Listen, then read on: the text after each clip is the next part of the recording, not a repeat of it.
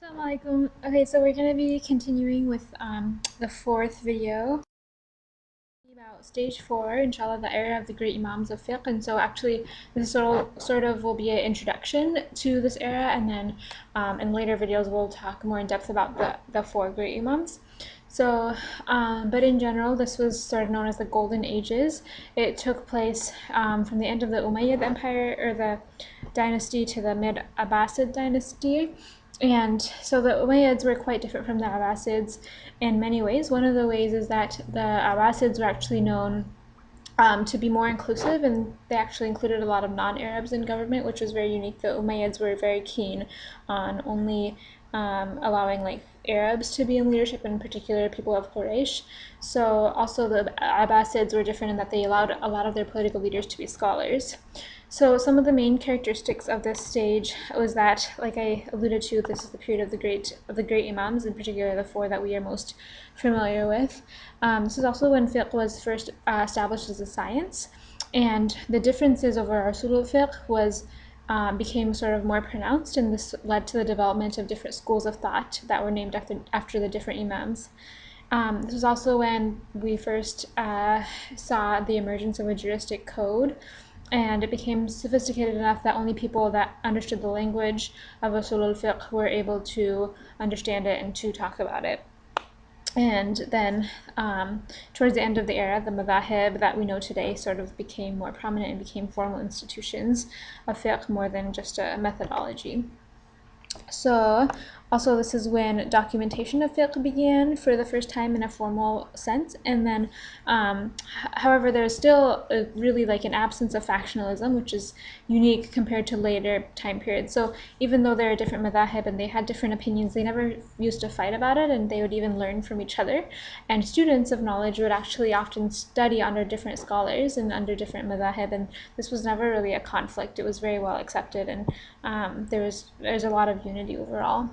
Some of the factors that affected fiqh during this time. So first of all, the state was very highly supportive of scholars. Abbasids even had some scholars in political positions of power.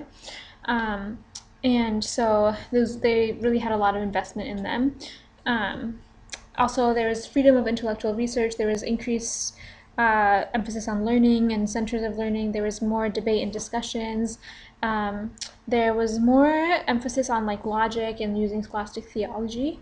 There was also, however, emergence of new sects. So one of those examples that we talked about in class was the Mu'tazila, which was a sect that favored reason over revelation. So there's kind of debate between aql and revelation. And the Mu'tazila group actually felt that the Quran is a creation of Allah and not the word of Allah himself, and therefore they thought that aql takes precedence over revelation. So this was one of the main factions, or the main sects, I should say, that became well known at this time. So we just talked about this. Mu'tazila said that the Quran is a creation of Allah, not Allah's speech. And then Al-Ma'mun is just another group. They accepted the methodology of the Mu'tazila, and they removed everyone who opposed it from government. So this became a great trial for the fuqaha, who many of them obviously did oppose this kind of reasoning. This group also rejected certain ahadith if they didn't understand the logic behind it. Which is different because for the people that believe in Ahl Sunnah, once a hadith is proven to be authentic, you would just accept it no matter what, and you don't question it. You don't let your aql preside over the evidence. And lastly, just to kind of go over in brief the 13 great imams of fiqh that were during this time period. So I'll just kind of say a brief sentence or two about each of them, and we'll go into more in depth about the four most famous ones. So the first one is Al-Hasan al-Basri. He was from Basra in Iraq. Second is Abu Hanifa, who we'll talk about later. And then next is Al-Awza'i. So he was Hijazi. His message and his methodology spread in Al-Andalus in Asham. It was the official madhab of the Umayyad people in Asham, and then they went to Andalus and took it with them. Next, so Sufyan al-Thawri, he was a gentleman who actually lived in Basra. He lived in Basra. He was actually asked to go to Kufa, but he didn't go. he decided to like avoid it because he didn't want to be in a political place of power. And then next is Al-Harith, who was also named Al-Layth ibn Sa'ad. He was born in Egypt in a village, and he became known as the great alim of Misr.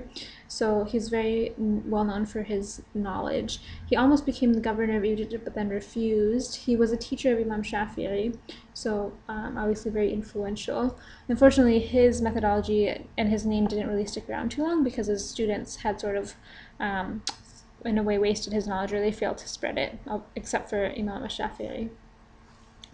Okay, next is Sufyan bin Uyayna. He was originally from Iraq as well, from Kufa. He moved to Mecca and became a great imam there. He also just had one eye, which is one of his defining characteristics. And he left a great legacy in tafsir. Shafi'i, we'll talk about later. Ishaq bin Rahawai. He was born in modern-day Iran. He was a leader of hadith and was one of the inspirations of Imam Bukhari. Abu Thawr was known for many things. Unfortunately, nowadays, many people attribute the idea that women can lead a jama'ah to him, but he actually didn't endorse it in those specific terms, and so it's sort of like an unfair attribution. Imam Ahmed bin Hanbal, we'll talk about later. Dawood al-Zahiri, we just sort of mentioned no specific things about him. And then Ibn Jarir al-Tabari, he is a gentleman that has a lot of great books in tafsir and hadith. He was a very prolific author, but unfortunately much of it was lost from Baghdad, although some of it still remains. And some of his books are actually translated into English, including a book called The History of Islam. He was one of the scholars of comparative fiqh. So those are the three great imams, and that brings us to the end of this chapter. The one other thing I wanted to talk about is why do some madhab die out and others flourish. So a number of reasons. One is that often they have a lack of state support, so their message doesn't spread as far. Often their students will waste their knowledge because they're unenthusiastic, or they just don't succeed in spreading it as much as others. And then another reason is some of their books just ended up not surviving, so their message died out that way.